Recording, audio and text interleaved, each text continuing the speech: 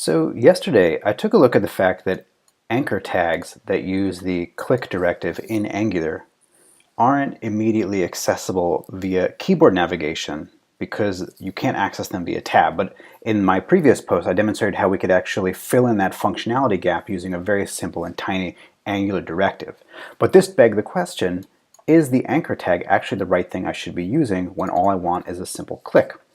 And what I wanted to take a look at was using the button element in lieu of the anchor link for things that are small, discrete actions within an application. So not necessarily net routing to a resource, but just triggering an action like toggling a toggle or opening a pop-up or something to that effect.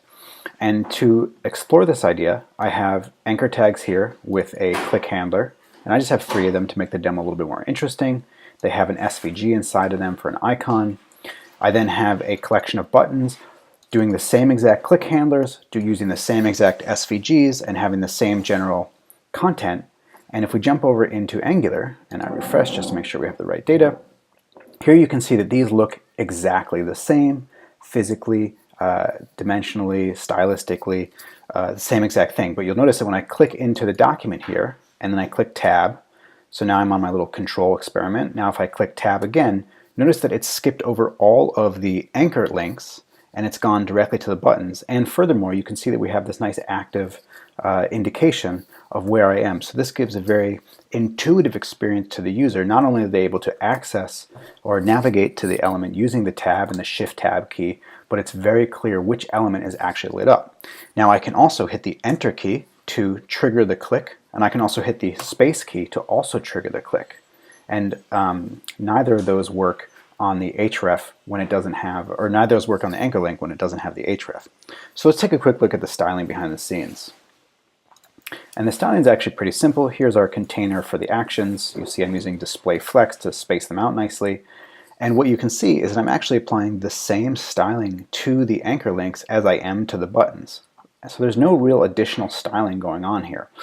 You will see that I have to include some special font-oriented styles because buttons don't quite inherit exactly the same as the anchor links. But other than the font family and the font size using an inherit, I'm styling the link and the button in the exact same way. And again, we're getting that same exact visual output. The difference here is that I can now navigate to the buttons without any additional functionality.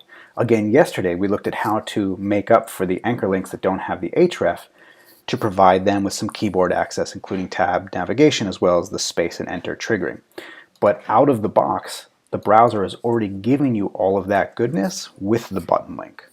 So it seems like there's certainly a number of anchor links that I use in my current Angular applications that would likely make more sense as buttons. Now this doesn't pertain to things like href-based routing and navigation. Those still make sense as links, and semantically that's what the links are supposed to be used for.